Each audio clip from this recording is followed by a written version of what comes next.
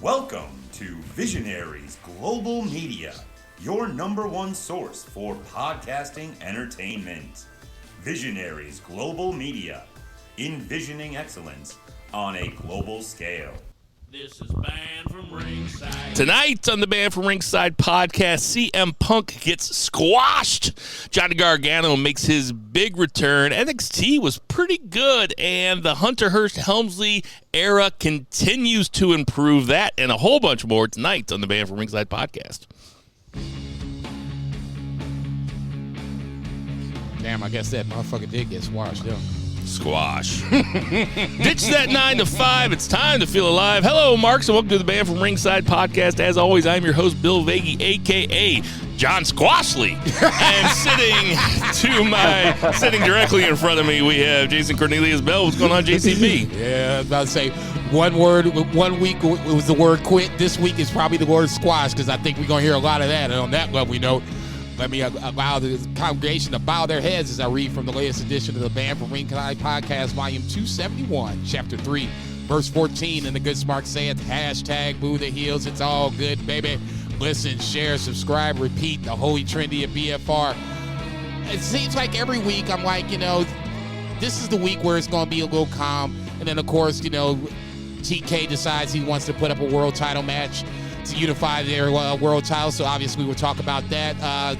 This feels like a week of almost bringing Two Beer back to the WWE fold, because his hero came back on Monday night, and I saw him walk out, and I'm like, man, if Two Beer's watching this shit live, he's probably having a minor orgasm in his house. And here to tell us about his orgasm, out there in Portland, Orgasm, we have Two Beer Zach Poland. What's going on, Two Beer? BFR West is in the house.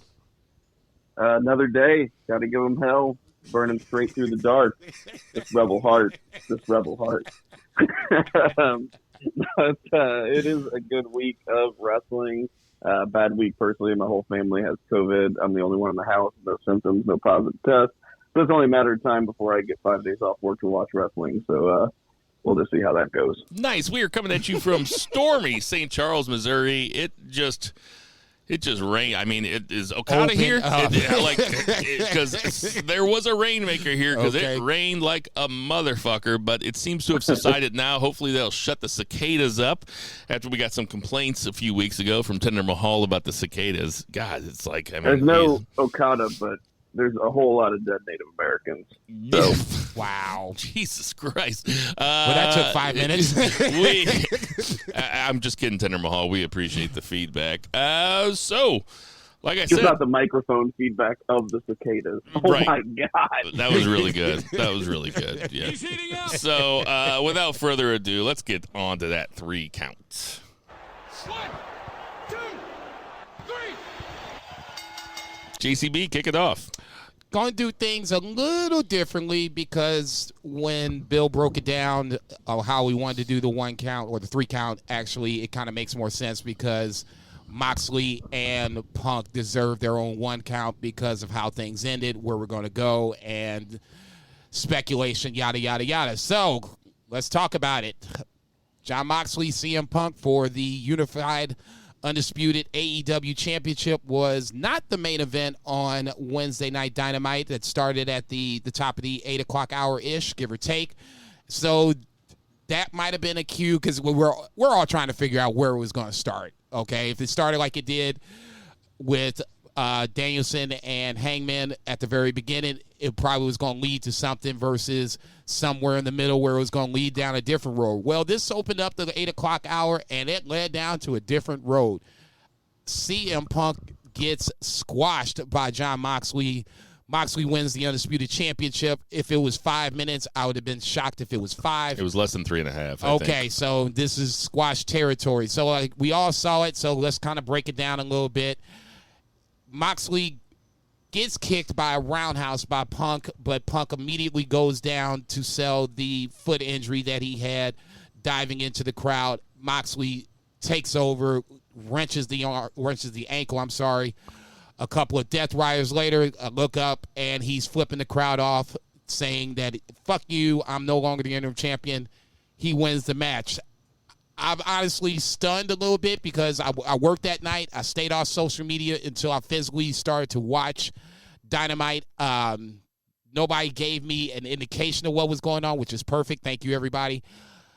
I'm a little stunned. I mean, I don't have a problem with how they did it. It makes sense to me. When I was thinking about it, the next segment, I don't even remember what it was because I was still thinking about the Punk Moxley segment. I was thinking like this felt like an MMA or a boxing match. Ricky Starks was the next segment, I believe. Okay, that probably sounds right. Actually, it was Christian. Now that I'm looking at my notes, Ricky Starks. Yeah. It felt like MMA. It felt like Conor McGregor is one of the last MMA matches I saw, and he broke his leg or whatever, delivering a kick to, I can't think of his opponent. This is the guy who was talking shit on. I know that's not a very good description, but he ends up losing this match because... Was it Tank Abbott? No, unfortunately not. I'd love to see him talk shit to Tank Abbott. To me, it was the same thing. You know, it happened in the ring, and Moxley jumps all over it and takes advantage of it the way he should. No mercy. Totally get that. I'm fine with it. The one thing I will take away from this match is at the end when they're taking Punk away from the ring and he kind of looks back towards the ring and he sees he sees Moxley in the distance celebrating with fans and all that other good stuff. I know Bill said he was waiting for a heel turn for CM Punk. I don't think you'll have to wait too much longer. This was the seeds for a Punk Moxley heel turn in their feud. Now I'll let you guys decide whether or not we're going to do this again at All Out or not. My guess is no, but if they do it, they don't have much to build with, and they don't need much to build with because you've already given us 2 weeks of a build in some form or fashion, a squash match. This time around, they come back in 2 weeks and do it. You'll get another match, but it would kind of not sell the CM Punk injury as well as I think you should, if that makes sense. So I'll let you guys decide where we go from here and talk about the squash match itself. Two Beer, what you think?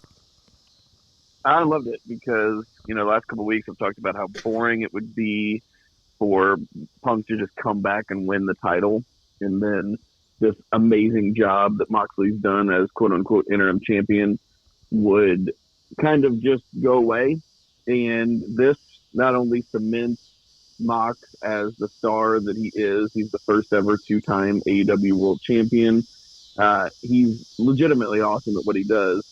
And it also complicates the story. And it adds like personal intrigue into, CM Punk's character, into his, ring character. Moxley gets to cut an amazing promo afterwards, speaking nothing but truth. He spoke nothing but truth last week either. This is like the John Moxley that we all know and love. He speaks this truth because, what he says, like, legitimately happens. And it's awesome. So I do think that this will be the main event, mostly because they've built it. They don't really have anything else, to build in another week and a half. I mean, they could throw somebody in there. But I think this is just a way to cement John Moxley's reign because he's done a great job. It was a way to have CM Punk lose, but also he didn't lose anything by it because, he's selling this injury. And it's a way for CM Punk to get his win in Chicago, which is probably what's going to happen. So this is more of a win for that long reign that Moxley's had over the past few months. It's not necessarily just a 2-week reign. So that's what I'm predicting, but a little spoiler alert for our All Out predictions next week, but that's what I see happening. I liked it. Lots of predictions next week. We have Worlds Collide in NXT. They're unifying the belt. We have All Out, and we also have Clash at the Castle. Just a quick aside, with WWE doing premium live events on Saturday, and then probably AEW staying on their Sunday schedule with their pay-per-views, there's going to be weeks where we're going to do 2, maybe 3 predictions on a show. That's going to get a little crazy. I'm interested to see how that works, but I kind of tripped off the fact that WWE decided they wanted to do their shows on Saturdays, get ahead of AEW for us as the wrestling fans to talk about them on Saturday, and then if we need to talk about AEW on Sunday, 4 or 5 times a year, we talk about them. Well, isn't Labor Day next weekend too? So them doing it on Saturday is them trying to avoid people doing shit that Sunday night and whatever. If you leave, you're leaving. I mean, I don't want to. I'm hesitant to use the word that I want to use here when I think about booking this Moxley Punk match the way that they did. But I'm just going to say it because it's a podcast. It's an audio medium. It's brilliant. The way that we were thinking about it, the way that everybody was talking about it was, there's going to be some sort of schmaz. There's going to be some sort of bullshit. Hangman Page is going to come down. MJF is going to come down. And I didn't hear anybody call a squash. I didn't hear anybody say it. And this is one of those things that needs to happen sometimes in professional wrestling to keep guys like us on our toes and to keep us guessing as to what's going to happen. I mean, if you think, if you include this one, I think about that Cody versus Brody Lee match. That was a complete squash. I think about John Cena getting squashed by Brock Lesnar at SummerSlam that one year where Brock Lesnar gave him like 27 suplexes. Yeah, wow. And Goldberg squashing Brock Lesnar. I think about Goldberg squashing Brock Lesnar. And these dude, you didn't have to do that. But that's true. It was a squash, and these are big-time matches that end very quickly. First of all, kayfabe style, this shit makes complete fucking sense. Yes. As Jason would say, make it make sense. Jon Moxley has been tearing through everybody, has been fighting all these promotions, has been going through, taking all comers, has been a fighting champion, and has not lost. CM Punk is 7 years older than Jon Moxley, is coming off of 7 years of not working, is injured, is 43 years old, and probably came back too early. So in terms of kayfabe, it makes sense that Moxley runs through him. It makes complete sense. I had no spoilers. I stayed off of social media. I turned it on at 7 a.m. this morning, AEW Dynamite, when I started work. It's slow part of my day. And when we got to it, when Jon Moxley started twisting his ankle after he started selling the ankle and then gave him the first Death Rider, I was like, he's going to win right here, isn't he? Like, and that's not a bold prediction or anything because it was over 30 seconds later. That was the story they were telling. But I immediately got, kind of giddy. I was like, oh, that's really smart. Because especially after all the hubbub that went on last week about CM Punk going off script and CM Punk calling out Hangman Page and everybody thinking, first of all, I was surprised that the Cleveland crowd was as pro CM Punk as they were. The crowd seemed 50-50 split. At the start, and that is a marquee crowd. Those are guys like us. And I figured that more people would have turned against CM Punk. I guess maybe I'm underestimating CM Punk's allure. Maybe there was a lot of guys that came from Chicago. Who knows? I don't know how far away Chicago is from Cleveland, but it's like 4 or 5 hours, something like that. But there are so many different ways that you can interpret this. You can interpret this as it's just solidifying Moxley as the dominant champ. It is telling the story that CM Punk came back too early. Maybe they saw that CM Punk did come back too early. Maybe they made that decision on the fly last week. Maybe this was punishment by Tony Khan for CM Punk going off script and calling out one of his biggest stars. Maybe he got injured during the match at some time and they called it early. I don't think it was the last one. I like to think that Occam's razor is this is furthering a storyline that Tony Khan has proved himself pretty adept at, which is, like Zach said, adding more intrigue to an already existing storyline and being able to pay dividends on it in the future. I do think that CM Punk is going to be in the title match at All Out. I do not think he's going to win. That is, I mean, just I mean, that's the first time I've ever said that. It's the first time I've ever thought it, but it just seems too obvious, and Moxley is too over as a babyface, and it creates a story for CM Punk when he actually gets healthy to come back and start wreaking havoc as a big-time heel. That's what I'd rather see versus doing a second match in 2 weeks. Like I said, for me, if we're going to sell the injury, then he needs to be gone for a little bit. You know, even if it's a month, he doesn't need to be coming back at all out, and then we run it back and God There's forbid. There's basically nobody that you can put in that match, though, except for CM Punk.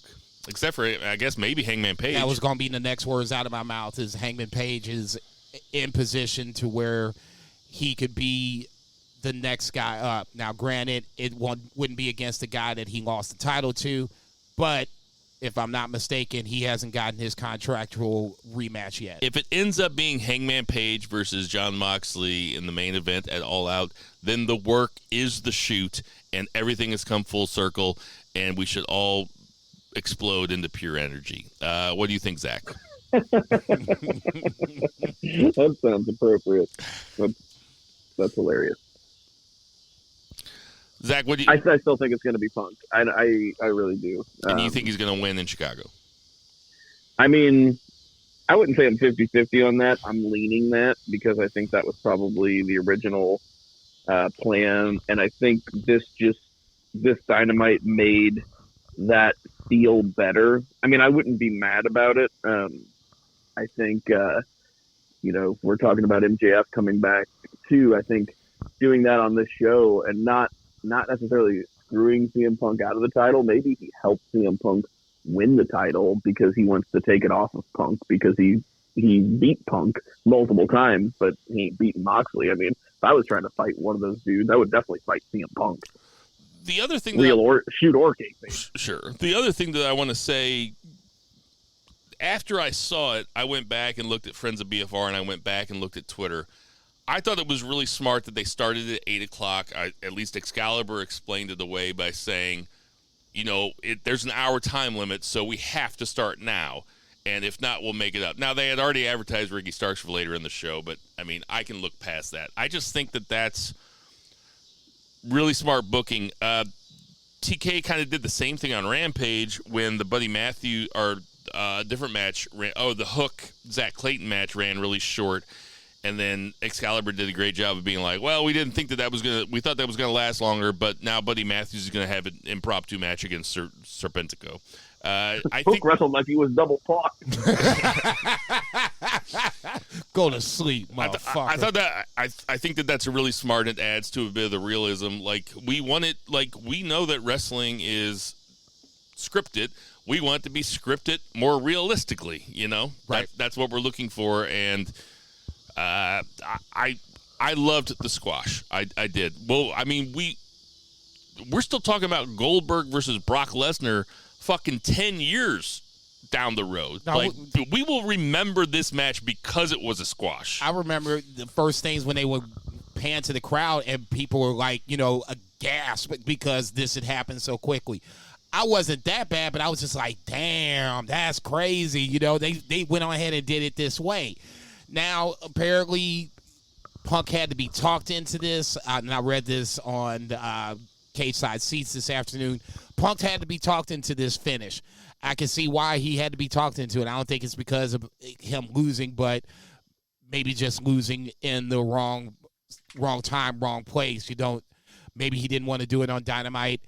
Losing it All Out in Chicago is a much bigger venue. It's a much bigger stage. It might mean more. I don't think that's the case at all. Honestly, like I said, to me, this is one of those where I might not remember the city, but I'll remember where I was. I'll remember what happened, and you can never take that part away from me. So if this was Moxley's idea, I'll give him that.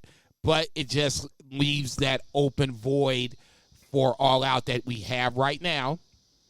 Maybe Jericho, Bryan Danielson it feels like it's the default main event if you don't have Moxley Punk, Moxley Hangman Page, or Moxley, I'm just throwing the name out there, MJF, because, he's still circling around. He can come back at any point.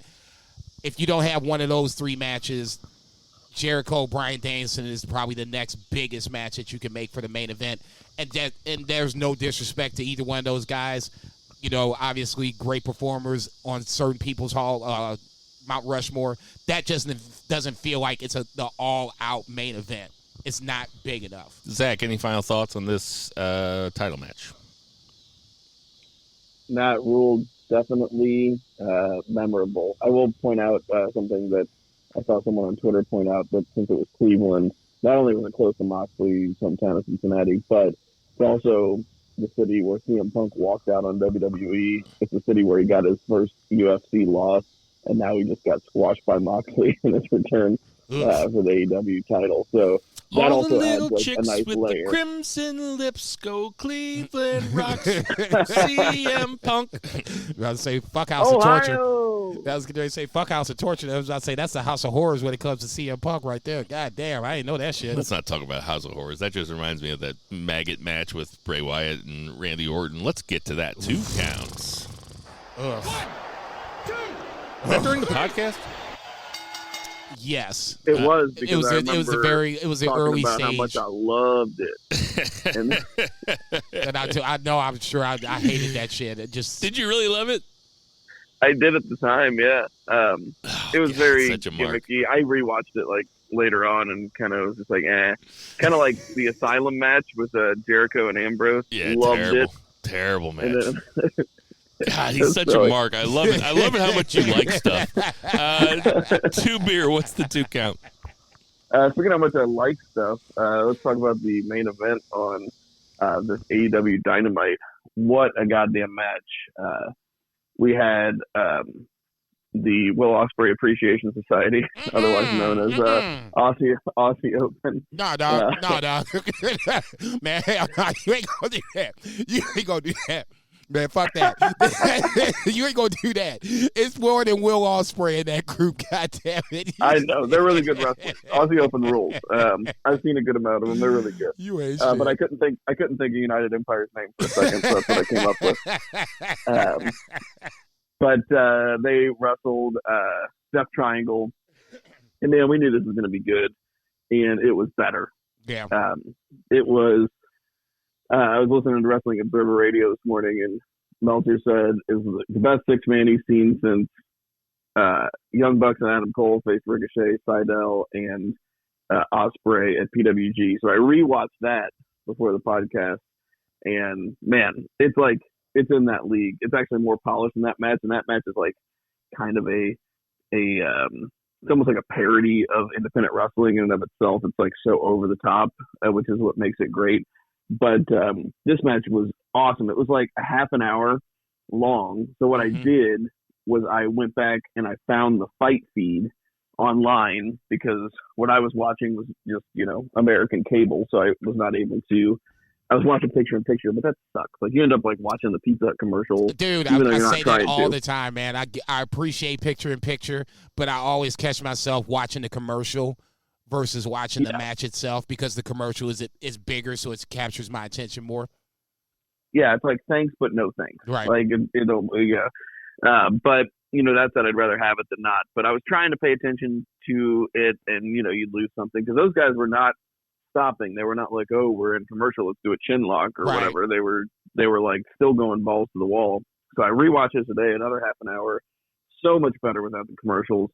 This is like, besides like high spot after high spot, just the selling, everything about this, seeing Ray Phoenix and Will Ospreay, that was the first time I've ever seen them. I don't know if they've ever met up like singles or not. I think they said on commentary they hadn't, but I don't think just like have. Initially, like Steve Patterson posted on Friends of BFR, there was a clip of just the initial spot, the opening spot was Ospreay and Phoenix just going back and forth in a very, this is like something that Will Ospreay excels at, which is that counter wrestling, the symmetry and the counter wrestling. And it's why Shingo and him have such amazing matches, and why he and Ricochet, had so many amazing matches years ago. And man, this really allowed everybody in the entire match to shine. You have some of the best wrestlers in the world. And I mean, it was great. Like, I just can't say enough good things about this match and how it will hopefully get more people to checking out Will Ospreay and Aussie Open, because I'm sure that, you know, as Kenny Omega said after the match ended, if you watch that video I posted, you know, nobody knows Will Ospreay. So how could they know how great he is? But I'm being facetious there. Of course we do, and our audience does. But there are plenty of people that are just getting introduced to these guys. And boy, oh boy, like Ospreay's having just one of the best years of anybody in wrestling. He just had one of the best G1 finals in history last week. And then he went on and he dropped the title at Rev Pro, which I didn't watch that one. And then he gets on American television and has one of the greatest six-mans in wrestling history. Just bonkers. Insane. And I cannot wait. You know, Kenny and the Bucks come out afterward. They have a little exchange off the air. Definitely worth checking out on YouTube. They're building up the match. Next week is going to be even better. And we're leading to an Omega Osprey eventual match. Hopefully like Wrestle Kingdom, Tokyo Dome. But we'll see. Jason, you heard Zach just say that was one of the greatest six-man matches of all time. Do you agree? I hate to go into hyperbole in situations like that. We know that you do. Yeah. No, I never. No, I don't. Anti-hyperbole. No, I don't do it's the greatest match or it's the greatest six-man. Okay, do I have an opinion? Of course I do. But you're always talking about your Mount Rushmore, though. Okay, but that's a Mount Rushmore. That's totally different than, you know, the greatest. Saying that this is the match. The four greatest. Saying that this is the match of the year. Okay. That to me is hyperbole. The match of the tournament. Did Zach call it the match of the year? No, I'm just saying. I went in to check on the baby, just making sure I didn't miss anything. The first thing that I thought about and this was like 5 or 10 minutes in, it was like this is why I wanted trios titles here, because you have this kind of action and it's basically nonstop. It went 30 minutes, which was a little surprising because it went that long. But, I mean, it wasn't like it was dragging at any point. All 6 guys had their spots. Kit Sabian comes back and attacks Pac. That's what I was ultimately waiting for, to end up setting up the United Empire to go on to the win. Because, I mean, if you're going to have Kip Sabian around and you're going to keep doing it, The payoff has to be where he cost Pac at the most opportune time, which he did here. Osprey versus Omega, I don't know if it ever happens. If it does, I'm here for it. Hell, I'm here for Rey Fenix versus Will Ospreay. That opening segment with those two interacting, Will Ospreay shouldn't be doing what he does at his size. And I'm not saying he's a huge dude by any stretch of the imagination. But to keep up with Rey Fenix says a lot, okay? That's kudos to Will Ospreay. I guess the ultimate thing for me is I like Death Triangle. I kind of wanted them to go over, but as the match progressed and they more and more talked about Osprey versus Omega in the same ring and with beef on social media, it makes the most sense. No problem with it. Like I said, when Kip Sabian comes out to tackle Pac, I think that was another stroke of booking genius, because now you connected the dots. It makes sense for him to come out week after week after week with this box on his head. The match I thought was really, really good. And this should be a precursor of what's to come moving forward. This next semifinal match, the 2 finals, and then the championship match, I think are all going to be interesting matches to watch. They're going to be 20, 25-minute, dare I say, banger-ass trio title matches. You know, this is the type of match that isn't for everybody. No. This is a spot-heavy, no-selling type of nonstop match.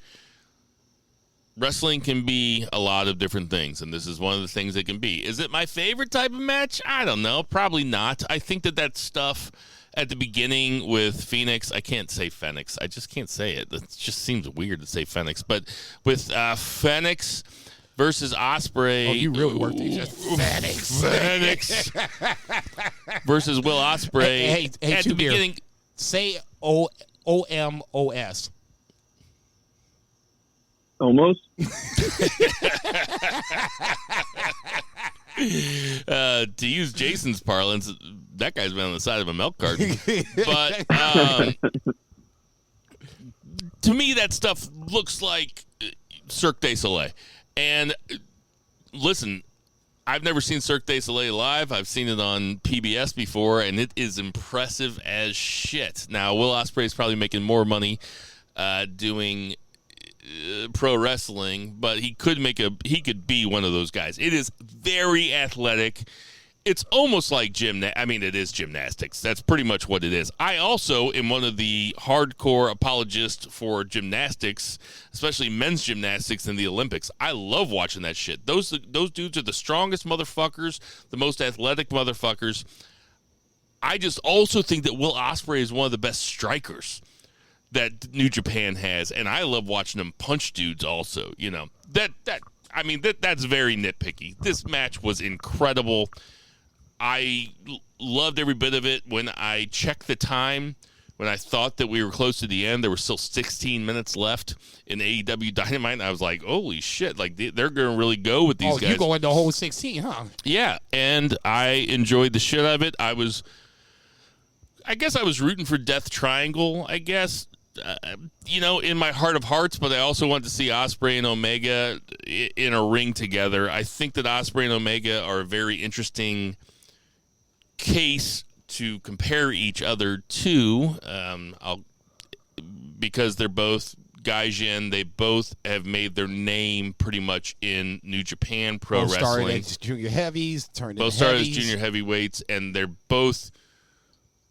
I think Kenny Omega's around 38. I think Osprey's 29, which also makes sense because Omega really started making his headway in New Japan about 10 years ago, about 2012. 2011, 2012 is when he really started popping off, and they were like, oh, shit, we have something special here with this guy. That's all that is to say. I love the match. I also have to tell on myself here, and I was watching it with the sound on, and then somebody called me at work, and I had to turn the sound off, and I was kind of watching it, and then Kip Sabian came in, and I was like, I have no idea who that is. I saw his face close up, and he looks totally different than he did the last time you saw him on. He almost looked like fucking Danhausen or something. Like, it looked like he was wearing fucking white makeup. Looked like he was Tales of a Geisha or something. Like, I don't know. He had a lot of stuff on. I had no idea who he was. Anyway, I enjoyed it.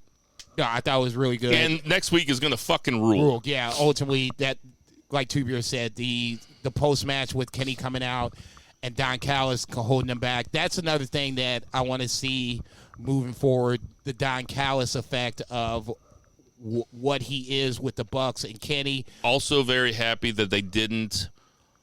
Also very happy that they started the match off with Will Ospreay versus Rey Fenix, because a lot of times Will Ospreay's clearly the star in Will Ospreay and Aussie Open, but if you're gonna have Will Ospreay on American television and you want to introduce him to this whole group of people that don't really know him, give him as much time in the ring as possible, and they did a really good job of doing that. Plus, those other two guys in Aussie Open are great. Yeah, I was going to say my Lord and Savior, my wrestling Lord and Savior, High Five Tom, loves him some Mike Bailey. I think he's an amazing wrestler, but the only thing I still have a problem with, he has no character. That's why I would put a Will Ospreay in front of a Speedball.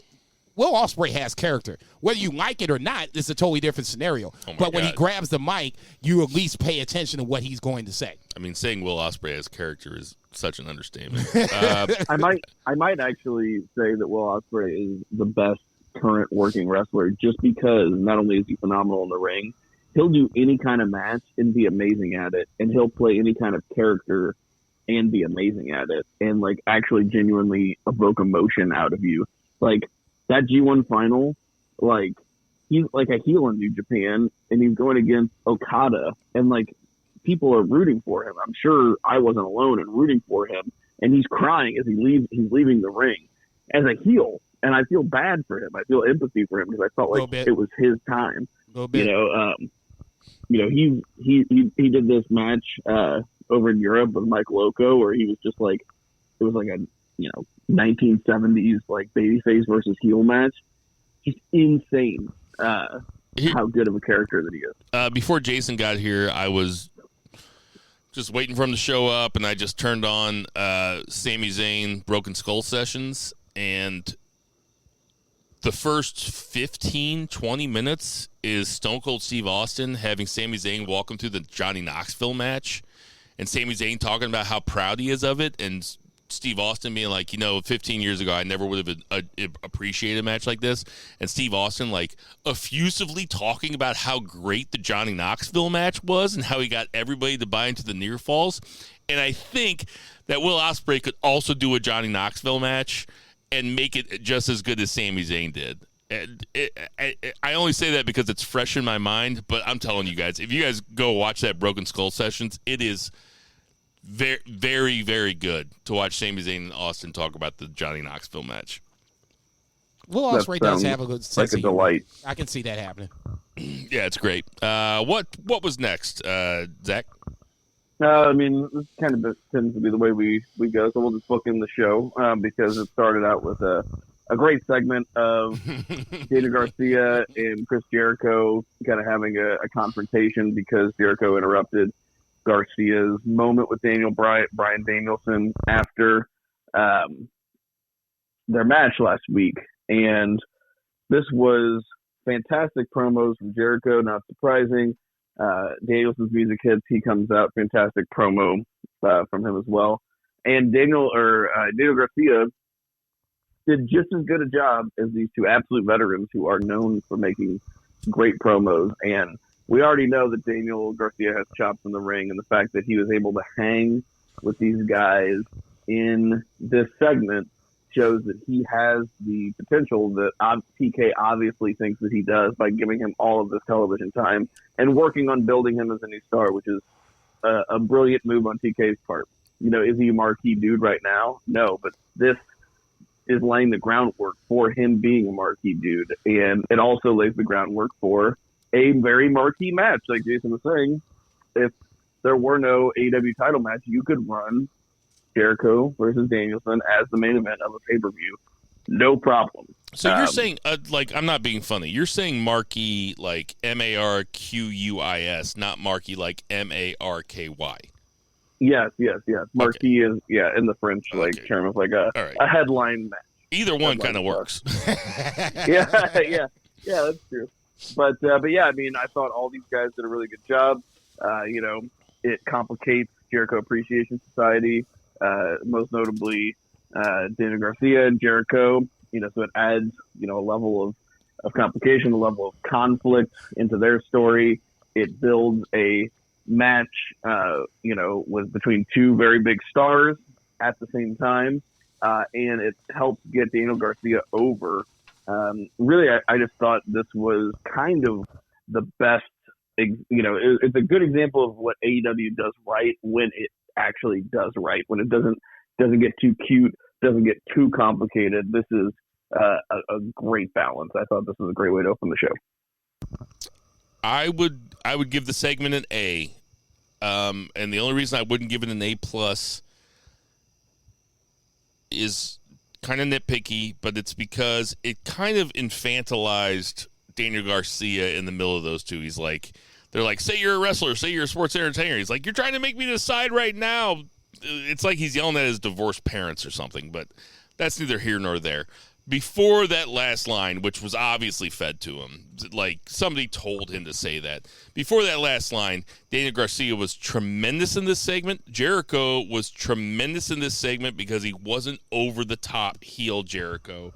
He was kind of like that, the Jericho that got cashed in on by Jack Swagger, the short-haired Jericho that wore the suit and everything. Like, he was way more subtle and not as much of a obnoxious heel, Daniel Bryan, of course, fucking rules. I like the idea of Daniel Bryan versus Jericho. I can't remember a Daniel Bryan versus Jericho match. I'm sure they've had matches. I was thinking about that on the way over here. I was like, I'm sure they had a Raw match somewhere or something. It's never been a I can't remember a program. Yeah. Right. But I'll tell you what, this segment made me feel pretty good about my statement last week that I think that Daniel Garcia is as good, or if not better, than all of the four pillars of AEW except for MJF. I was like, oh, this kid has... Listen, if you have a crowd chanting you're a wrestler as soon as you come out, you're over. You're over, right man. You got him right in your hand. Yeah, you got him right in your hand, and that is the definition of over. For sure. I thought it was a great segment.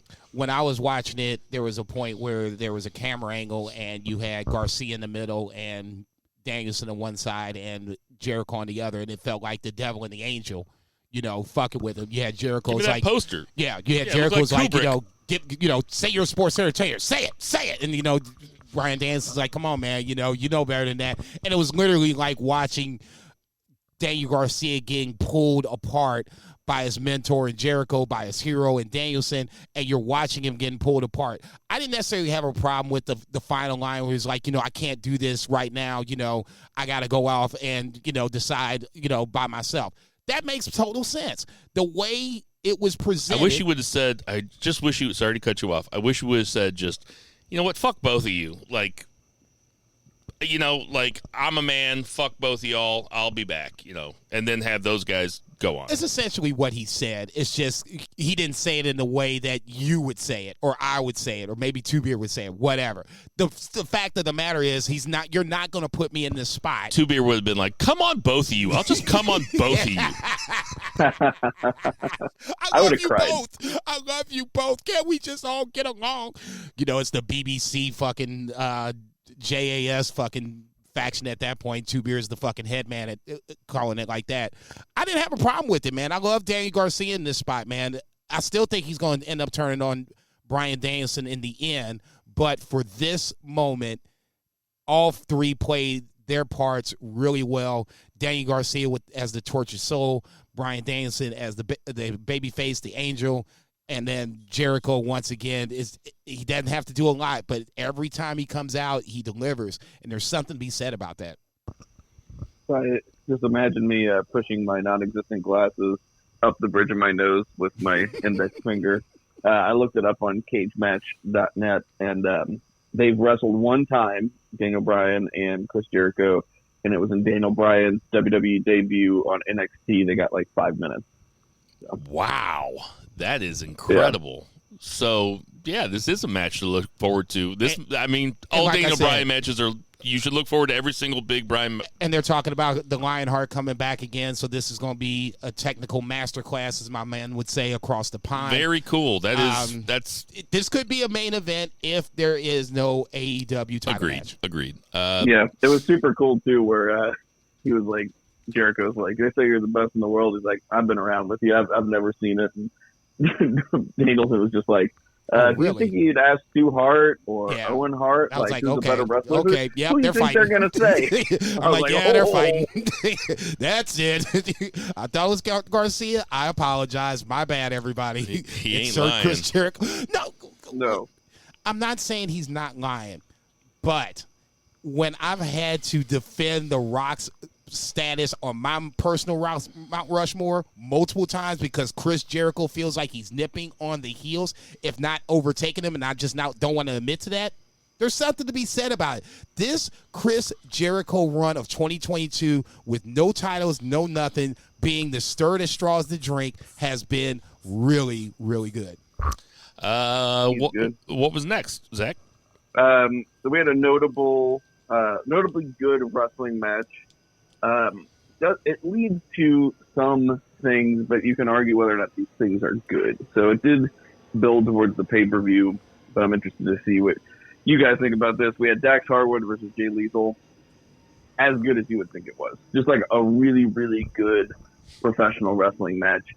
Jay Lethal picks up the pin, and then we had Sanjay Dutt come out. He's like, yeah, we said we're going to have a trios match with FTR and Wardlow. We didn't say who would be partnering with Jay Lethal. We just assumed it was Satnam Singh and Sanjay Dutt himself. But it's actually going to be Motor City Machine Guns, which makes it a much better match. It also is a couple dudes from Impact who are very, very good. I'm not taking anything away from Motor City Machine Guns. They absolutely rule. But you have like this super loaded roster and you already own kind of two wrestling companies. I know this makes it a better match, but there's a lot of dudes that are probably sitting on the sidelines, and you have two talents, like groups of FTR and Wardlow, who should probably be in singles and tag matches respectively.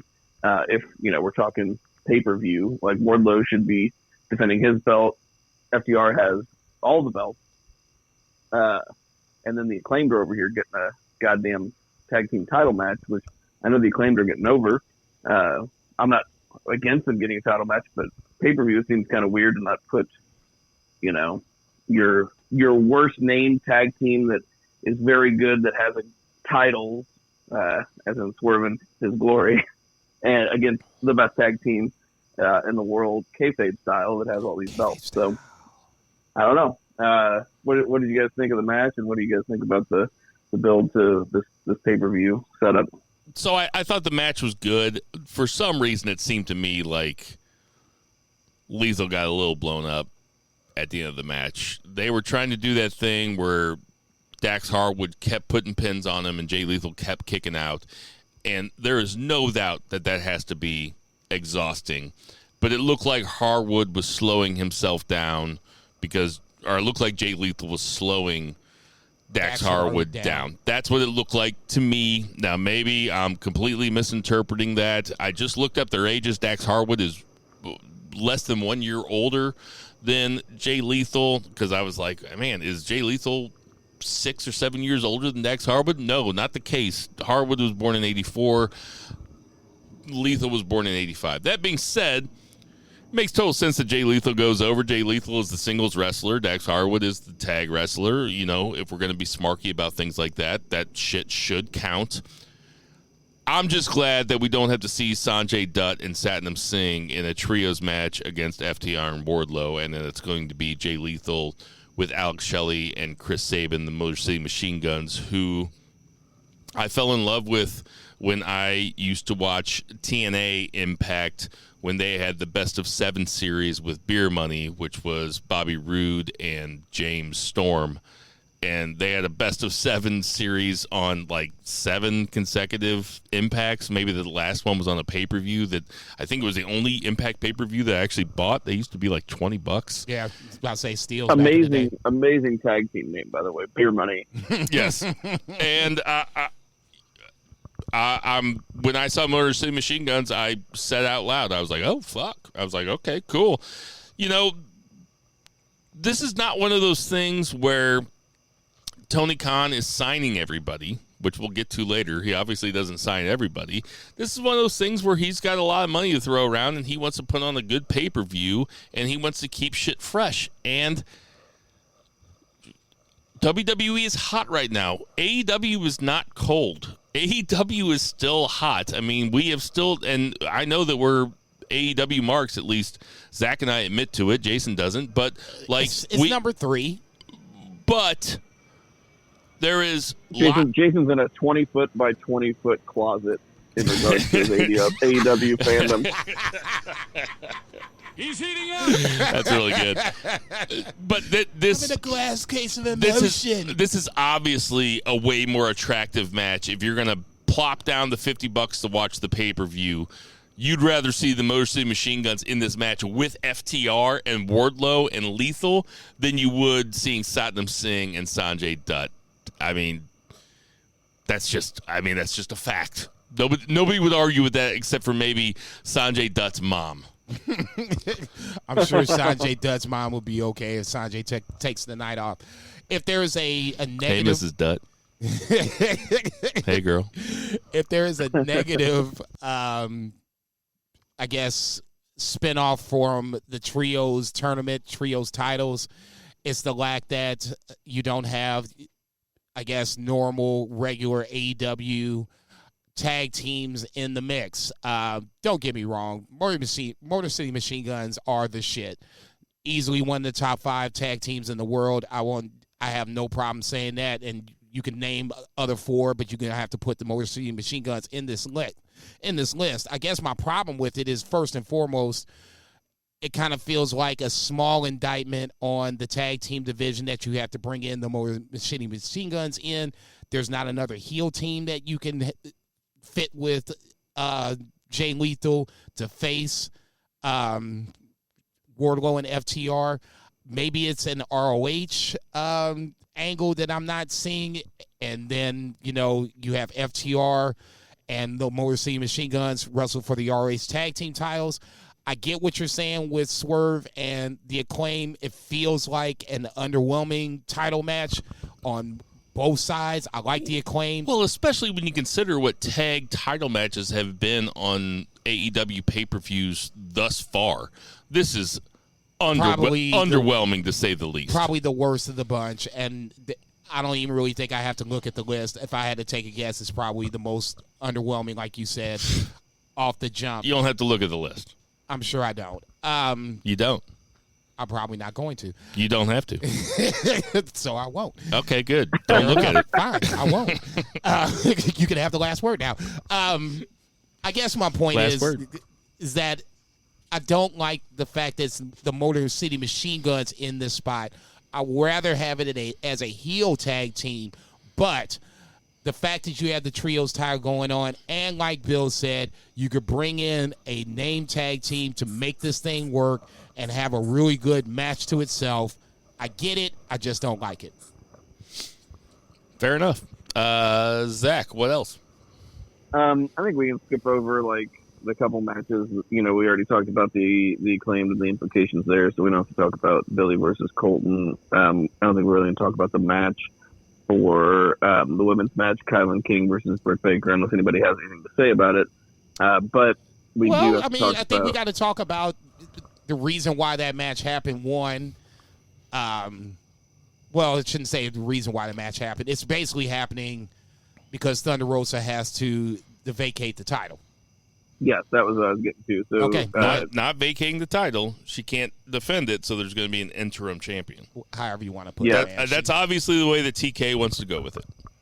Okay. Yeah, and that's how they're running the company at large. So, right. I mean, it is kind of a bummer. I mean, we saw this back whenever Cody couldn't defend the title for just 3 weeks. We had I appreciate the consistency running around. Yeah, totally. That's how they want to do it. That's fine. I mean, that's how UFC does it.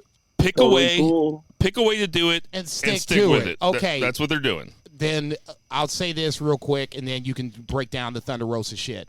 The only reason I don't like it in this scenario for the women's division is because it's basically Britt Baker and everybody else. They haven't done a good enough job to warrant a fatal four-way for the title. It should be two women. Pick those two women and move on. Britt Baker shouldn't even be in this. Hell, Charlotte took a fucking few weeks off. He's probably just trying to get more people a payday.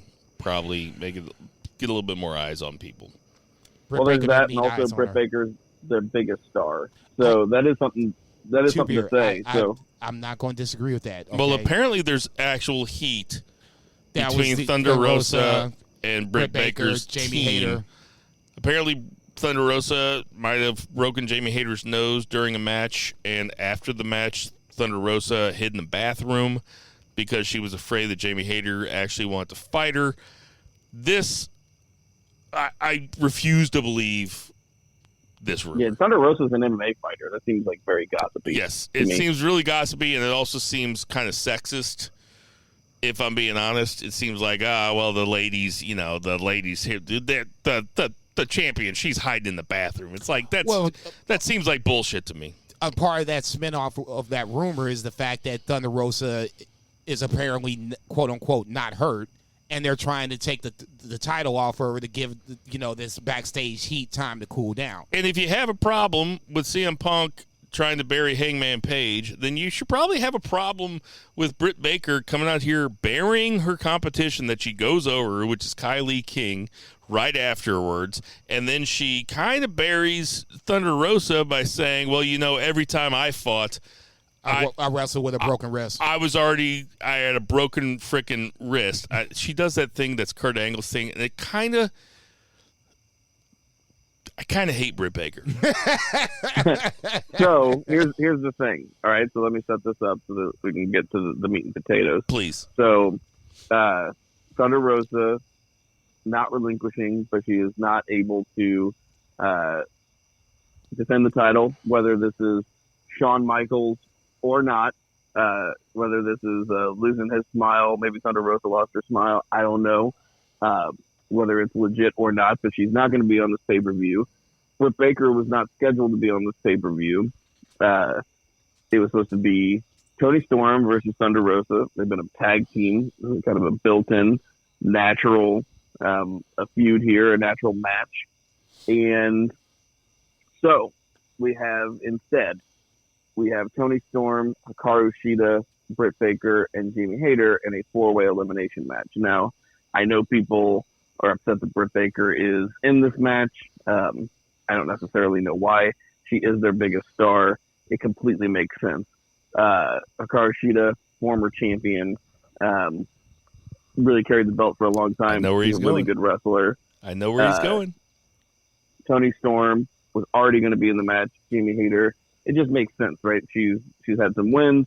A good wrestler. Yep. Where I'm going is, do we have Toni Storm win this title as she was likely going to begin with? Because if Thunder Rosa does not have an injury, it means she did not want to drop the title right then. If she did have an injury, it is convenient, but at the same time, so do we give it to Toni Storm? You take a chance on Toni, who's amazing, and you kind of see where it goes, or do you go back to your pat hand because the women's division has gotten noticeably worse since Britt Baker has not had this title? That is like an objective fact. Do you go back to Britt Baker? I think that I think you guys kind of jumped on me a few weeks ago, maybe a month ago, when I said that Thunder Rosa doesn't move the needle for me. Like she's not really like. No, I agreed with you. Jason was upset though. Her best promo was the one that she did last night, coughing up the title. Jason, did you know that's not where I thought Zach was going to go? Did you know where I thought Zach was going to go? I had an inkling, but he didn't go where I thought he was going to go either. So, what do you think I was going to say? Where do you guys think I was going? I thought you were going to say, I thought wins and losses matter in this company. Why the fuck isn't Jade Cargill in this match? Why can't Jade Cargill go in there? Because there's two ways you can do it. You can have Jade Cargill come in there undefeated and win the belt, and then she holds the TBS and the women's belt. Or you can hand her first loss because it's a fatal 4-way. She doesn't have to get pinned, and she doesn't have to get pinned. And all three other women can gang up on her, and you can make her look strong as fuck. Like, where the fuck is Jade Cargill in this women's division? You have this woman who is a star, statuesque, unbelievable. She looks like she's chiseled out of marble. Sorry if this is getting too horny for you guys, but she is fucking she is unbelievable, and she is a star. She's a star. She's a star. She's a big, bright, shining star. Why is she not in this match? Athena. They haven't. I guess this is my wins and losses matter, though. She's undefeated. I guess this is more of my bigger problem with this. The angle where we're going, Thunder Rosa, the whole shebang. It's an indictment on the women's division. I don't think it has much to do with Thunder Rosa not getting herself over. Is the fact that the division isn't getting over. Okay, you got a pretty loaded fucking roster over here now at this point. Okay, there's really no excuse. You got the talent. Okay, at some point we have to get away from the Britt Baker reliance crutch. It's okay. You can always come back to Britt Baker. You know what they need to do? And I can't believe I'm saying this, but WWE's women's division doesn't feel like it's suffering at all. And you know what? Every once in a while, you got to open up a Dynamite with a women's segment. Like like you can have Jamie Hayter and Thunder before she was hurt, or Jamie Hayter and Toni Storm go out there and open up a Dynamite when the crowd is red hot, and they can light the crowd on fire for 13 minutes. But what Tony Khan does is it starts at 7 o'clock Central here. All the women's shit is between 8:15 and 8:45 every single week. And that like you've already watched and you're like, okay, well now you're just waiting for the main event. Like you have to teach your audience how to watch your product. And that is not an indictment on the audience. That is just like if somebody is watching from week to week and they know that there's going to be these fucking lame matches that seem like popcorn matches because they're happening before the main event segment, then your women's division is going to suffer. More so to kind of my point. God damn, that was a really good point. I haven't thought about it till right now when I said it. God damn, it's really. Hold on, let me give myself one. He's heating up. Thank you. And that makes all the sense in the world. So I mean, like I said, it's not Thunder Rosa's fault, at least in my opinion. It's how they're working around her. What they're trying to do is not just multiple women. It's Thunder Rosa, Britt Baker, and then everybody else. And Hikaru Shida having to come back, that's some bullshit too, okay? The best AEW women's champion in the world, please, give me a break. Give me Jade. Give me Jade. She hasn't won the title yet. I know, but give her to me. She should be there. She's undefeated. I'm not disagreeing with you. So the Acclaimed get to fight Swerve or Goldberg? Tuvia, jump in on this. I think all the women's champions have been really good except Thunder Rosa and Nyla Rose. Riho, Shida, Baker. Baker was the best. Please. Can't hold a candle to Shida. Can't hold a candle to her. Wow. And I've said it. Baker was the best at, like, I'm not talking about wrestling. I'm talking about, like, just star power. Character, charisma. Britt Baker it's Britt Baker, obviously. I'll give you that. In ring, it's Shida all day, twice on Sunday. Yeah, no doubt. Nobody's arguing with that. Shida and Riho. Riho is like a tiny little Tanahashi. She's like, she will get you invested in every single match she has, even if she's with, like, the dirt worst opponent. Or if she's with, like, another babyface, she'll still get you rooting for her. Like, it's so great. Riho should be on AEW TV much more often. If ring work counted so much, you'd have Bret Hart on your Rushmore and not The Rock. I got Ric Flair, motherfucker. I'm not going to drop this mic because it was expensive. I got Ric Flair on this motherfucker. Back up. All right. What's next?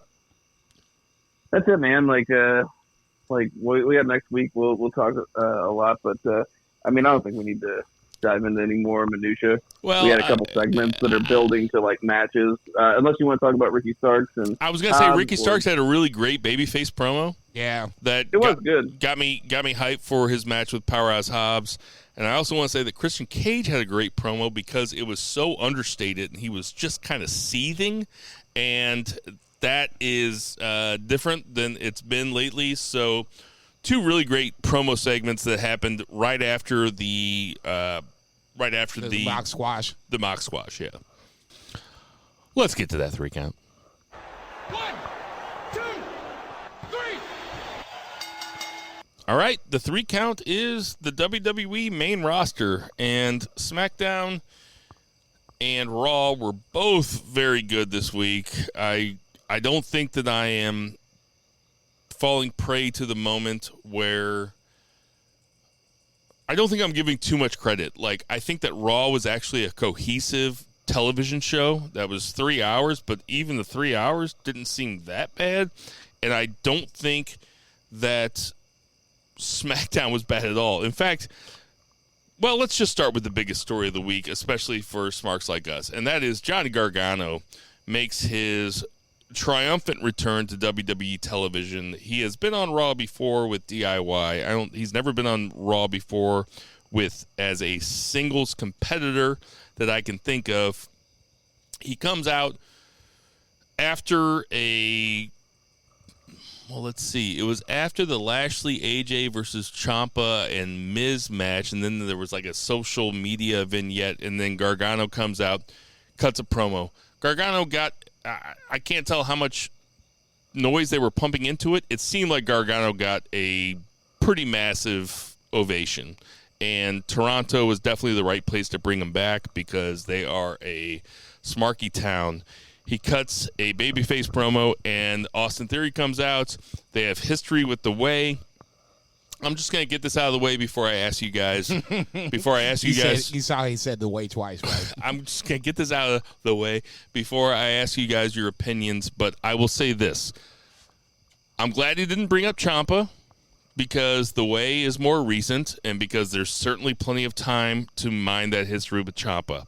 I'm glad they featured him prominently and didn't have him run in. I know there were people like, well, there could have been a cooler way to introduce him. It's like, yeah, but they've been introducing these guys in all different ways, but they have not reintroduced a guy that just comes out and cuts a promo by himself.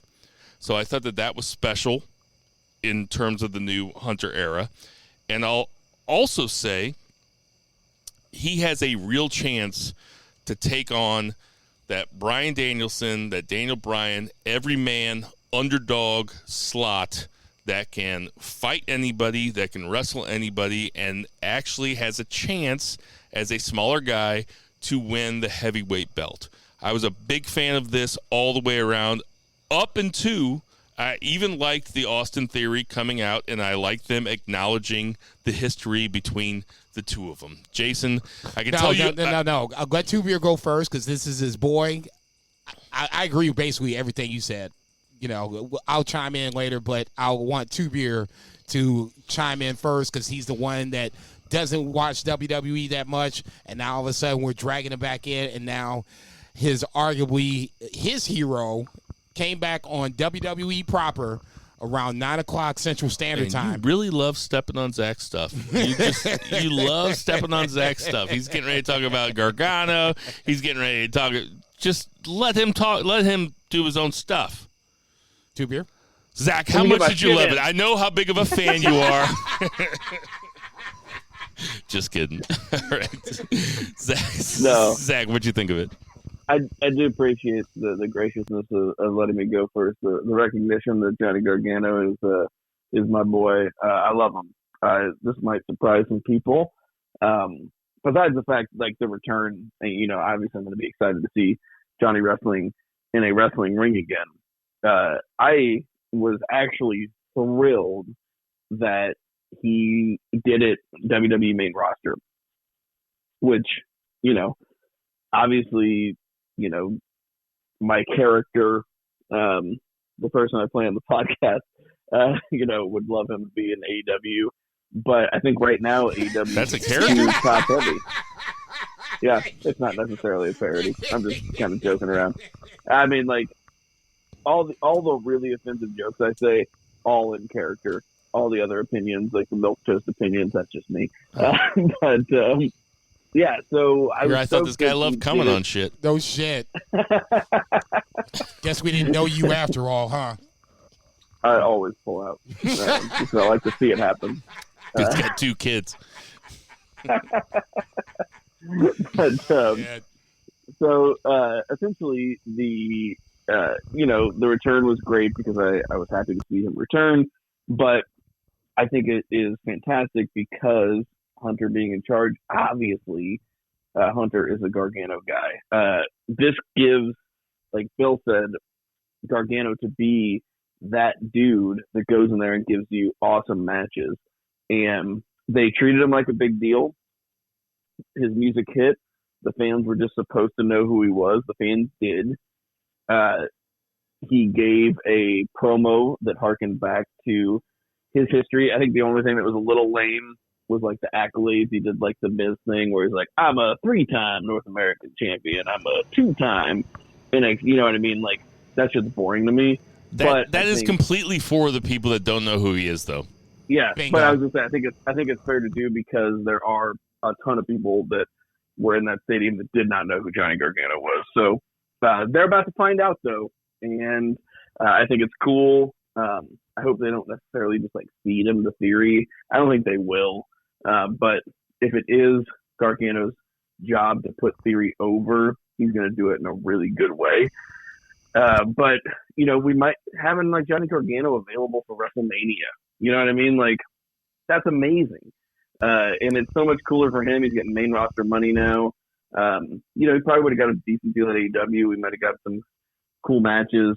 But we're also going to get Candice LeRae. We wanted to. Like, they treat him like such a big deal. Like, you have to think, he mentioned WrestleMania in the promo. You also have to think that Candice LeRae, his wife, who is also a tremendous wrestler in her own right, will no doubt be there eventually. And I'm telling you, man, I am hoping for We've had an Owens-Zayn WrestleMania match. I am hoping for a Gargano-Ciampa WrestleMania match somewhere down the line, maybe for a title, U.S. title, Intercontinental title. That would be House of Horrors. Yeah, House of Horrors, like a maggot match, maybe, or maybe a both House of Horrors Asylum. Both of them versus Johnny Knoxville and Chris Pontius, maybe, like that would be cool. But Ciampa versus Gargano in a Intercontinental or U.S. title match is something that I would very much be looking forward to at a WrestleMania. Gargano versus Walter right now for the Intercontinental title. Oh, we're gonna get to Gunther. His match coming up because I was a big fan of that too. But what do you think about Gargano's return, Jason? You guys basically said everything I wanted to say. Just a couple of things that we didn't talk about. When Theory came out, my knee-jerk reaction was, is this going to be Gargano's way to get the briefcase off of him? I'm not saying it's going to happen, but if you really wanted to fast track this. Oh, my God, that would be amazing. I love that fucking call. I didn't even think about that. That was the first thing I thought about. Oh. I love the fact that I agree with whoever said that the NXT WWE. Did you come up with that on your own? No. Well, yeah, actually, I did. It's on Twitter. I was like, as soon as he came out, I was like, man, I really would like to see them wrestle for the briefcase. And I just left it at that. That would fucking be awesome. Okay, so you can legitimately have Gargano, if you wanted to have the pencil, take the briefcase off of Theory, and now Johnny Gargano looks more legitimate, especially to people like us that's watched this NXT run, and now all you need is the chance. The briefcase is the chance. So then at any point, he can come in and take the title off of Roman Reigns, or if you split the titles up like is rumored, you can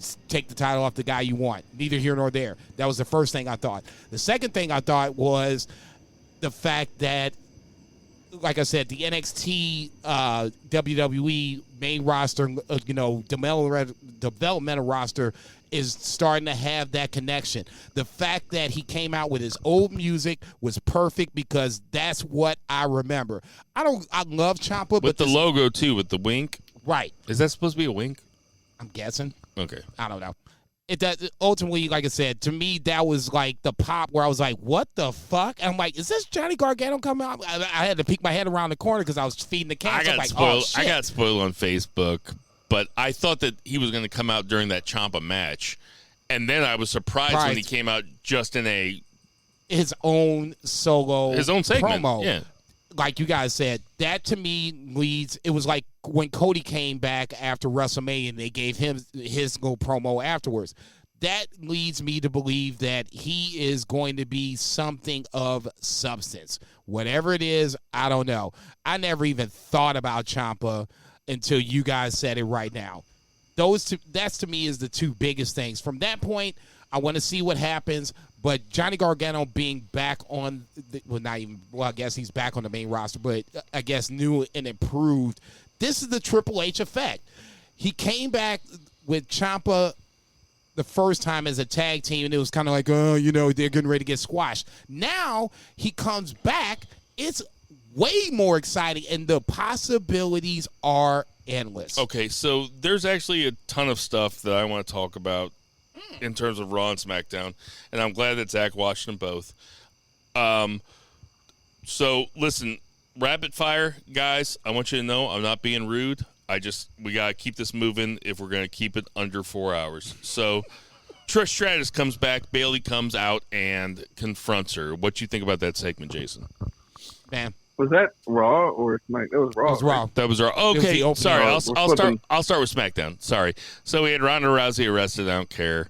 We had Sonya Deville and Natty versus Toxic Attraction. I don't care. Roman Reigns and Sami Zayn feel like they should have their own buddy cop movie, though. Dude, this was the best part. Like, Johnny Gargano, my favorite WWE wrestler, came back. This was the best part of SmackDown. These guys, Sami Zayn is such a delight, and Roman Reigns is such a great straight man. Oh my God! Dude, there were so many lines in here. Very good segment. Absolutely perfect. And oh my God, it was And So good. both guys played their parts to perfection, including Reigns, who I didn't know could be funny. That was funny. He was the straight man. That was fucking hilarious. What'd you think, Jason? It only adds about Roman Reigns' love for this run as the head of the table, whatever you want to call him.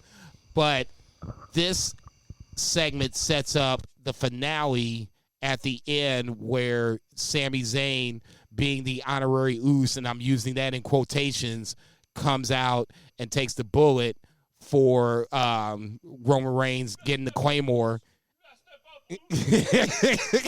Okay, Jay Uso in his head talking about you got to step up, Uso, and next thing you know, he's taking the bullet for the Claymore kick the first time. I thought that's where the segment was going to end, but then Drew McIntyre gets the Claymore on Roman Reigns, which I think is important because everybody in their world, unless you're just like a Drew McIntyre mark, thinks that Roman Reigns is going to win. You have to give people the doubt, the seed of doubt that at any given point, especially if it's one-on-one, and I think that was the biggest point of this, is that it was a one-on-one. Roman Reigns didn't look comfortable coming out. That's okay. See, I know people don't like Roman Reigns, but this is a good segment to watch because he looked uncomfortable. And he played it all the way up to the ring. He's looking for the mic. The mic's not giving him the right way. He's looking for the Usos and Paul Heyman. They ain't there. Sami It was Zayn, perfect. Sami Zayn explaining to Roman Reigns that Jay was being a dick and then doing the impression of Jay Uso going, "You got to step up, Uso. You got to step up." And he goes, "He just kept telling me to step up." Perfect. So good. I will agree with Jason 100%. I think as a fan, I feel like Drew McIntyre could win this title at Cardiff. It's in the UK. Drew McIntyre beat Brock Lesnar at WrestleMania. Bing! There was nobody there but Michael Cole.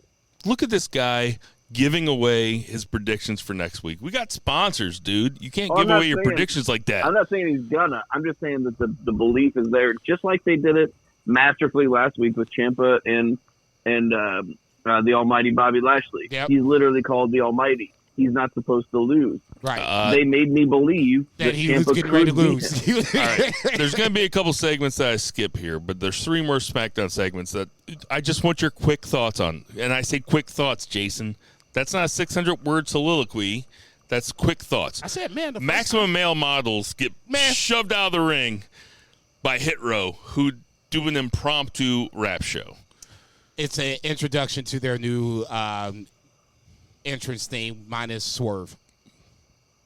It's an introduction to It's their characters? No, it's going to be their new intro music. Because I can tell what their characters are.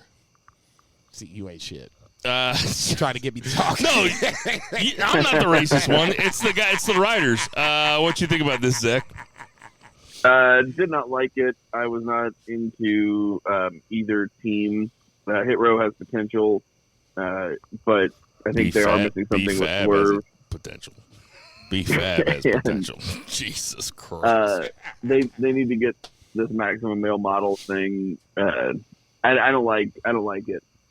Do it or don't. I don't know. Shit or get off the pot. Shit or get off the I'm pot. interested No, to it's see good. Shit or get what off they the do pot. with Hit Row. Hit Row could be something, but I don't think they're going to be as much as they could be without Swerve. That's my ultimate thought. All right. Okay. Before we get to the Fatal 5-Way, I want to talk about, did you guys see this Karrion Kross vignette? Loved it. Perfect. It was Perfect. I watched it 3 times. Perfect. When he was talking about Drew McIntyre, did you watch it, Zach? I did. When he's talking about Drew McIntyre, he's like, yeah, you were the chosen one, but they were wrong. And he's like, but they were wrong. It was like a Pantera song by the end of it. It Lost his fucking mind. It fucking ruled. And that is the guy that Triple H sees. That's the guy that Triple H wants to put in the main event. And after that vignette, after the last couple of weeks on SmackDown, I want to see him versus Roman Reigns. Give it to me. I think you're going to get him versus Drew McIntyre first. Fine. I think that Drew Because loses. Drew McIntyre wins the titles in Cardiff? No, I think that I think he wins one of them. I think I don't know how they're going to do it. There you go. That's another question. Okay, I'll make it 2 parts. Number 1, 3 parts. Number 1, they should break up the titles at this point because now Triple H is in charge and he can do multiple things. Number 2, Karrion Kross should be in either or title match scenario. And this, if it stays the same, this motherfucker right here is going to be a problem because number 3, I think he cost Drew McIntyre the title in Cardiff. Can I give you guys an idea what I would do? It's Drew McIntyre versus Roman Reigns, right? If Drew McIntyre gets Roman Reigns to submit, he gets both belts. If either one of them pins the other guy, they only get 1 belt. But if Roman Reigns submits Drew McIntyre, he keeps both belts. I think that's a way to make an exciting, interesting match where guys are going for submissions.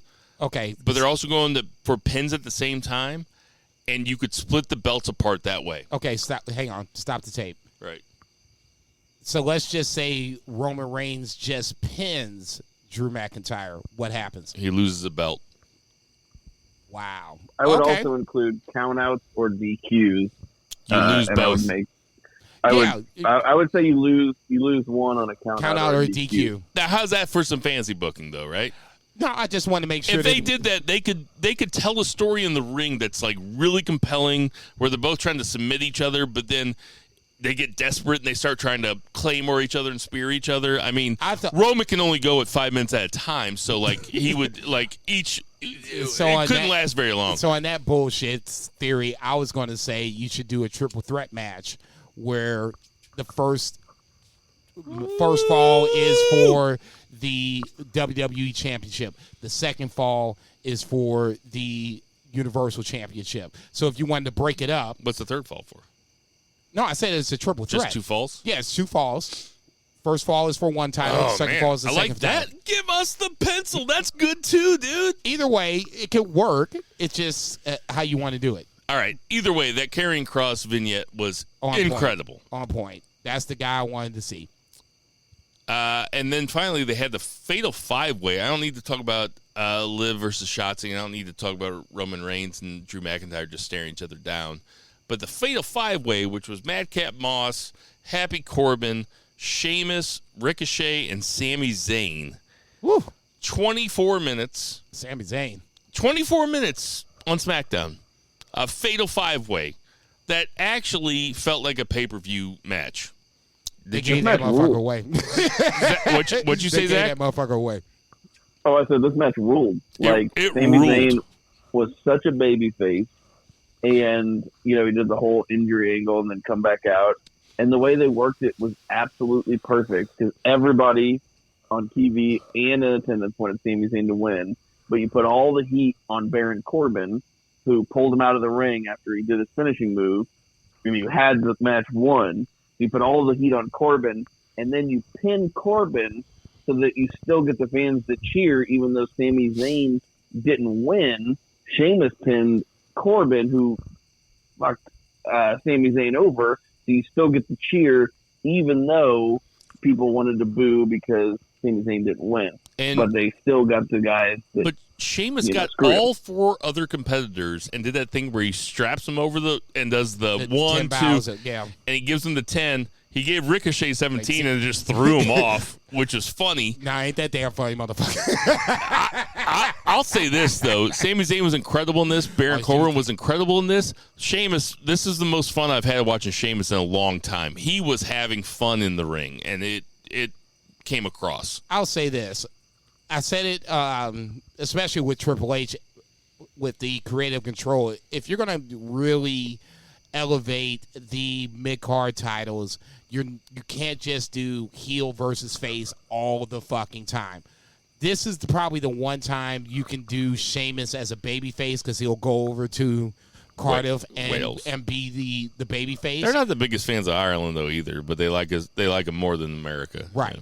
So in this case, you got in this case Germany. Austria. Yeah, Austria. I'm sorry. Yeah. He's not one of us. He's an Austrian. He's definitely not one of mine. I think, in this case, it can work. And then moving forward, you're going to have other competitors that are heels go after the heel champions at some point. That's what I love about the Karrion Kross thing. It's not just Roman Reigns. It's it's not just Drew McIntyre. It's Roman Reigns too. You guys are both the chosen ones. You're chosen for different reasons, but you're both the chosen ones. You're both on to fucking target and being marked. Zach, thinking about the upcoming pay-per-view match between Walter and Sheamus. Woo. You can call him Gunther. I still call him Walter. Actually, it was opposite, but go ahead. No, I call him Walter. It's Walter versus Sheamus. Now, we have seen, since we've been doing this podcast, which is about 5 years, we have seen Walter fight some unbelievable matches. Tyler Bate, Dragunov. How do you see this match between Sheamus and Walter going? I think Big E could describe it best. Oh, yeah. Yes, he could. What does Big E say? Two meaty men slapping meat. Oh, my God. They are going to hurt each other. It is going Sheamus to be... is so fair-skinned, his chest is going to be so blistered. But Sheamus also seems like a legit tough guy, though. Oh, yeah, totally. So, and Walter is obviously a legit tough guy. Jason, you were pissing, but Zach said it was going to be big meaty men slapping meat. Yes. Yeah. Sheamus is one of the stiffest in all wrestling. I mean, people come back and say how hard Sheamus hits. And now you have Walter, who is... Didn't know how bad I wanted this match until I thought of it. And then I was like, wow. Fuck yeah, Okay. give me this. I don't care who's the baby face at this point. Roll this ball out, put the Intercontinental Championship on the line. Let's just see what happens. This is the Triple H effect, because Vince would have never thought about this in a trillion years. I just want to say in closing, that 5-way match, if you haven't watched it, go back and watch it. It's guys doing their shit. It's way fun. Trish also, I feel bad. Johnny Gargano return was not on SmackDown; it was on Raw. So I wasn't going to say anything. I hope the listeners don't. I hope they're done listening at this point. Like we're an hour into it. So you'd be surprised. Trish Stratus comes out looking fine, and Bayley and her team. They really need a name for these girls because it's not going to seem like a legit deal until you have a name. Now, Corey Graves... Trish the Dish was really upset because Bayley had lied about her educational history. That's right, and, yeah. Okay. Zach Bill and I are going to do an upcoming podcast on the rehearsal. Yeah, we're going to do a podcast about the entire rehearsal once Zach finishes it. Zach is on it. It was a fine segment. I mean, Bayley doesn't really say anything as a heel, and I really, like, if you're a faction, I need to know do you guys have a purpose? What's your purpose? Tell me you want to dominate the women's division. Tell me you want to overrun WWE. Tell me you just want to shut this one person up or something like that. Just give me a mission for a faction and also give me a name. Corey Graves called them the Disruptors twice, which I thought was, I mean, it's better than nothing. I'll go with nothing for 100 hours. Then we had Dolph Ziggler versus Finn Balor, which could be that could have been a pay-per-view match in another era. Probably not now, but it went about 12 minutes. Very fun match. What'd you think, Zach? Yeah, I mean, it was solid. Like, not my favorite match on the show. That is reserved for... That's saying something, isn't it? Which says a lot, but yeah. I think part of this is Dolph Ziggler keeps bringing up Austin Theory. So in some form or fashion, we're getting an Austin Theory, Dolph Ziggler Tell me some long-term stories then, guys. Okay, that's what I'm here for. Whether it's the fact that Austin Theory turns Dolph Ziggler back into the heel and then Dolph is going to be like his manager or they're a tag team or something, Dolph and Austin Theory going to be around for a little bit. Yeah, and I mean, this was a super solid match, and that's kind of been pretty phenomenal lately. I know I haven't watched a ton of Raw and SmackDown, but I've really enjoyed the wrestling matches. I mean, this was a good wrestling match, and it wasn't even the best one on the show. And it had a clean finish. Right. Yeah, won. absolutely. Balor went over clean. Now, there was a little bit of fuckery with Rhea Ripley, but I mean, that was post of the fact. All right. I texted Bill about Rhea Ripley. I was like, I am definitely not like a sub, but like Rhea Ripley is like the ultimate like mommy dommy. Oh my god! I will be your Dominic. I'm sorry. I'm sorry. I forgot to respond to that. But then you sent me that thing about the rehearsal, and it really made me forget about it because all I wanted to do was talk about the rehearsal. But dude, but like Rhea Ripley's outfit made me feel feelings I didn't know I had, and I'm a 37-year-old man who watches a lot of internet stuff. Dude, I didn't know I was. Honestly, Zach, that could be COVID. So Chad Gable comes out and cuts a promo with Otis standing next to him. And then here's how you really know that the Vince McMahon era is done. Is because no 24/7 title. Nope. Well, that's huge. But Vince always had people lose in their hometown, and they did a Smackdown and a Raw in Canada, and Sami Zayn, even though he didn't win on Friday night, he didn't get pinned. He didn't get pinned, and he was also the star of the show. For sure. And Kevin Owens, as a heel, American Academy comes out there, start talking a whole bunch of shit. Nobody in Canada's got anything, and Kevin Owens comes out and just whoops ass. And I'll tell you what, if there's one thing I really like watching in pro wrestling, it's Kevin Owens whoop ass. Zach, what'd you think about this segment? Yeah, this was the best match. Even though my boy KO got dumped on his head a lot. This was awesome. This was the second week in a row that Kevin Owens had awesome matches on Raw. The first week was Drew McIntyre, which was like a pay-per-view level match that ended, with a shitty finish, but they're not going to beat either one of those guys right now. So I kind of get it. That's just how WWE does it. I wasn't mad. They gave me an almost 20-minute amazing match. I don't care if the Usos ran in. It's fine. It's WWE.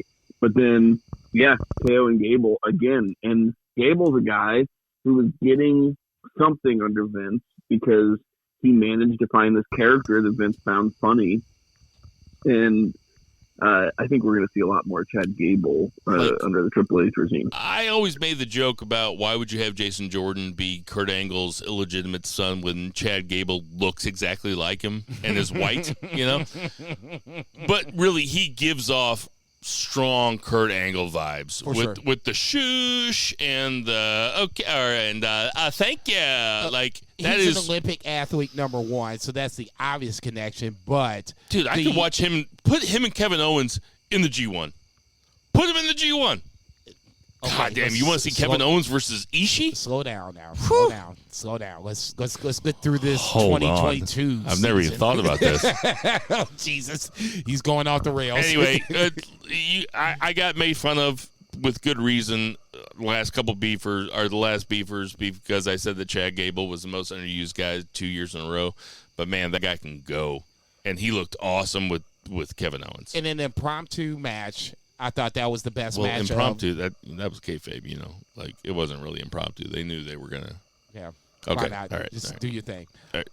I thought this was the best match of the night. It reinforces everything, and more so that how KO is going to be used moving forward. All right, two more things. This one's going to have a little sidebar, but Dexter Lumis makes his appearance.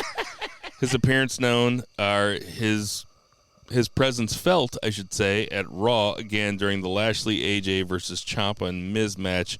Lumis, we didn't know who he was going after, and they've been telling the story for about 4 weeks, which is fucking fun, man. They haven't done this shit in forever. Like this is an actual angle. Yeah. Got your ass. And Lumis finally, you didn't know, was he a face? Was he a heel? Was he going for AJ? Nah, he was going for Miz. He drags Miz back. Lumis is a baby face.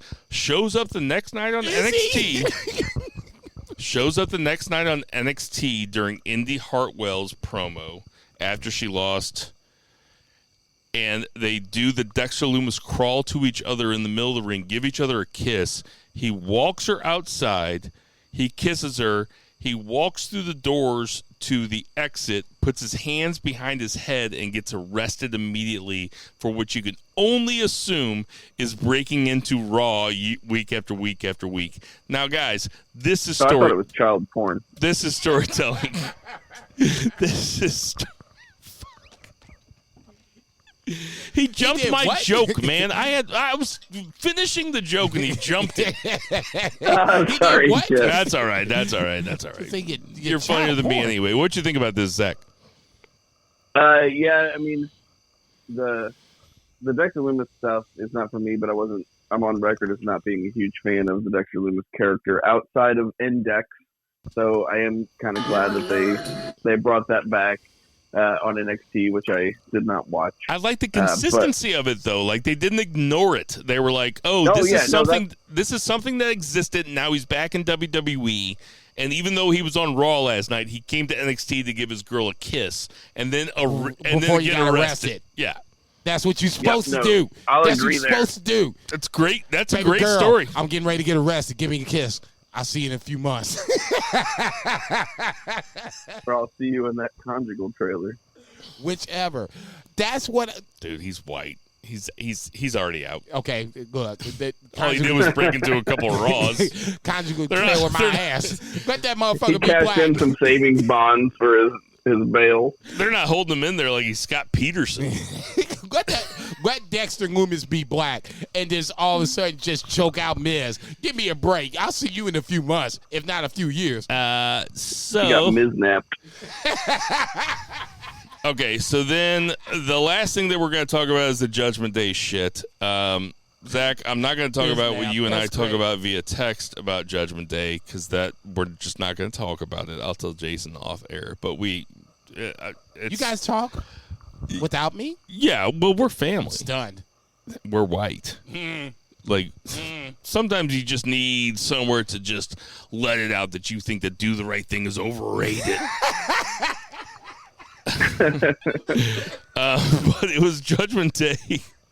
We had Edge versus Damien Priest in a very long match at the end of Raw. I mean, this was a 20-minute match between Edge and Damien Priest. It ends with Edge goes over. Judgment Day comes down, then Beth Phoenix comes out. Looks like we're leading towards some kind of mixed tag match. I hope it's not a mixed tag match. I'd rather see Rhea Ripley versus Beth Phoenix one-on-one and Edge versus Finn Balor one-on-one. Jason, what do you think? You stole my thunder. I don't want to see a mixed tag match. We already did it. We've done it in the last 2 or 3 years. Not a big fan. One-on-one matches, I'm all for it. 2 beer. I really liked this match. I thought Edge and Damien Priest did a really good job. I only watched the Hulu versions of this. Like, I'm not going to say I'm such a masochist that I'll watch 3 hours of Raw, even if it is improved. It's okay. It's a lot of my time. Come on over. It takes me like an hour and 10 minutes. I have it on DVR and I just fast forward through all the shit I don't want to watch. Well, that's kind of what like the Hulu version. Yes, exactly. Does the work for me. Yeah, And don't feel any shame here, Zach. Yeah, I pay for the no commercials version, so it's really an hour and a half. And Smackdown's an hour and a half. Humble brag. Okay, you pay for it, huh? Yeah. Jesus Christ! I work too hard. But yeah, this was a solid main event. It was a super solid main event, and I understand where Jason's coming from with the mixed tag thing, but yeah, like there's only so many kind of variety match we can have before they move on. Right, I'm sure we're going to get it. I'd rather not see it.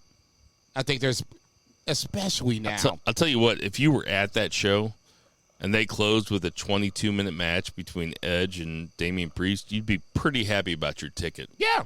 Yeah. It was totally. You did not get swerved on this one. You got your money's worth. You got your especially because I've been to Toronto. They have great public transport. You don't have to leave early for parking. You just leave and you just go.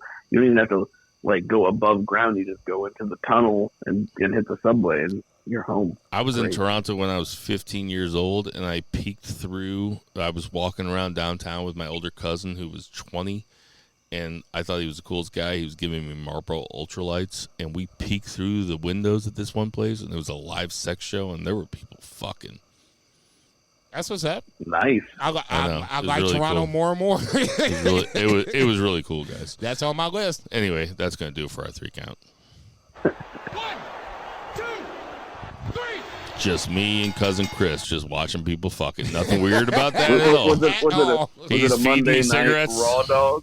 He's feeding me cigarettes. You said We're Monday- staying in the same hotel. You guys ever seen the movie Sleepers?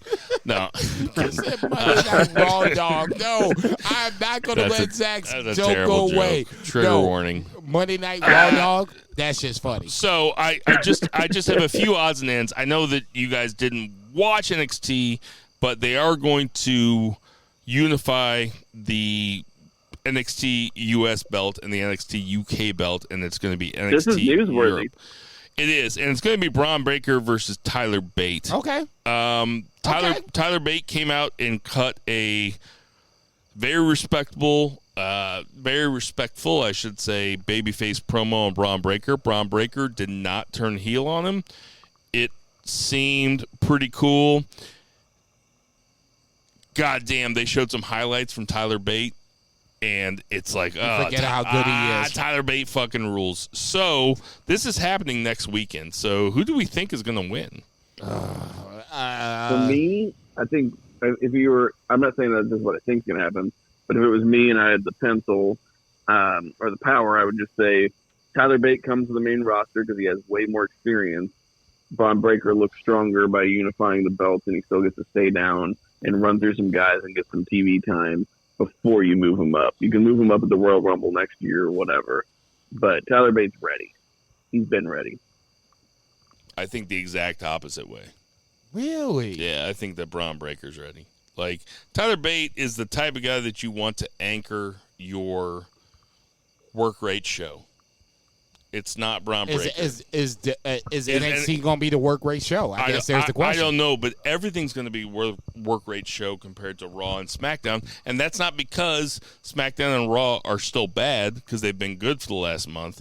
That's just saying you're not going to do 30 minutes on Raw. Well, maybe they will. I don't know, but I think that Braun Breaker is ready for the big time. I think that he's a phenom. I'm so cool. I'm so glad that The Undertaker has entered the chat. No, I was gonna say, I'm so glad that there's never been a wrestler with a nickname, the Phenom. I think I just came up with that for Braun Breaker. It's pretty good, right? You call him the Phenom, right? Shit, like you said. What do you think? What do you think, Jason? The Nature Boy Braun Breaker. I've always said that Braun so Breaker should fucking be. stupid. I've always said that Braun Breaker should be the guy. Well, I should say the guy. If Seth Rollins wasn't around, Braun Breaker should be the guy that should beat Roman Reigns to have the Undisputed Championship, because that way you can do two things at once. You can get him over, you can get the title off Roman, everybody walks away clean. In this scenario, I really like Tyler Bate to have the title at this point. I don't necessarily think that Braun Breaker should come in and come to the main roster and act a fool, but I like Tyler Bate a lot. I don't think you go wrong either way.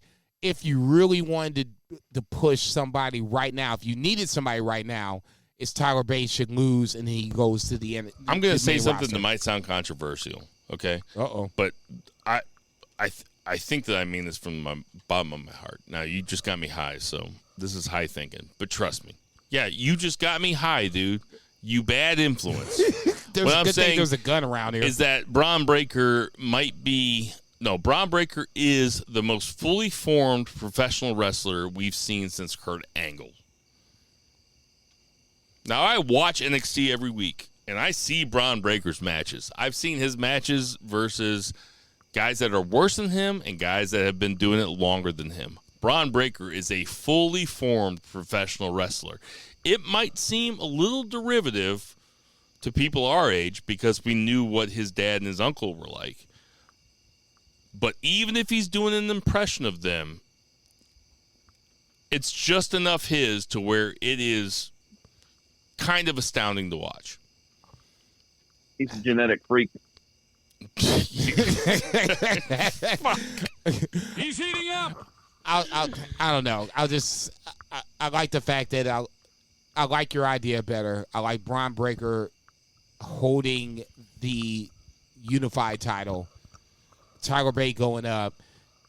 Name or not, if you don't know him, Triple H will let you know who he is. You can have him cross paths with Gunther.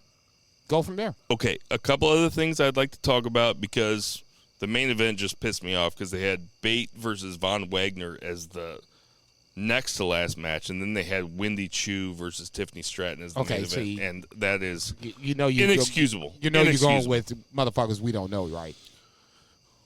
Zach knows them.